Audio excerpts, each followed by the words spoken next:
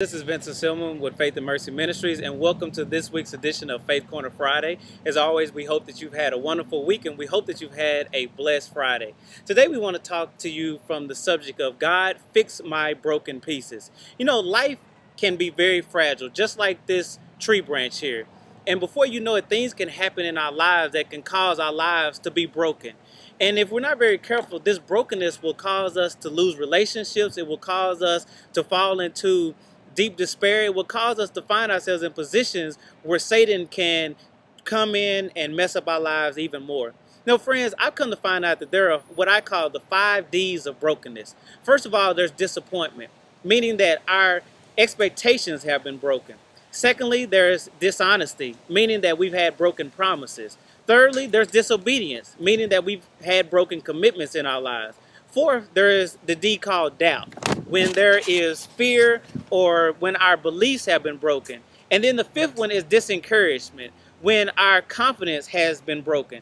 In each one of these 5D areas, we'll find that these things can cause our lives to be tremendously broken. You know, it reminds me of the story in the book of Luke about the woman that had an issue of blood, that she for 12 long years had to deal with this sickness and this illness. She had went to the best doctors. The Bible says she had spent all that she had. And at that very point, she was broken. She was disappointed. She had been lied to. She had doubt, I'm sure. And I'm sure that she found herself discouraged. But the Bible said that she found hope in the one last opportunity that was presented to her, and that was the fact that Jesus was coming to town. My friends, I want you to know that no matter how broken your life might seem, that God can step in and He holds the key to the brokenness in our lives. God can fix your broken heart. He can fix broken relationships. He can fix anything that has been broken in our lives, but we have to trust and believe in Him.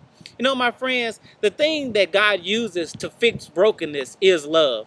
We have to remember how much God loves us, that in spite of what we've been through, in spite of what we might have done, in spite of our mistakes, in spite of who has done us wrong, God can heal all manner of brokenness with His love. The Bible says that He commended His love towards us, and that while we were yet sinners, Christ Jesus died for us. It is the love of Christ that is manifested in our lives through Him dying on Calvary's cross for our sins. It is through His blood that the Bible says that He can heal all of our wounds, that He can remove any iniquity in our lives. So friends, today, I want to encourage you to trust in and receive the love of God, and know that you can find healing for whatever it is that you have and what's going on or what might be broken in your life. You can receive it and find it in the love of God.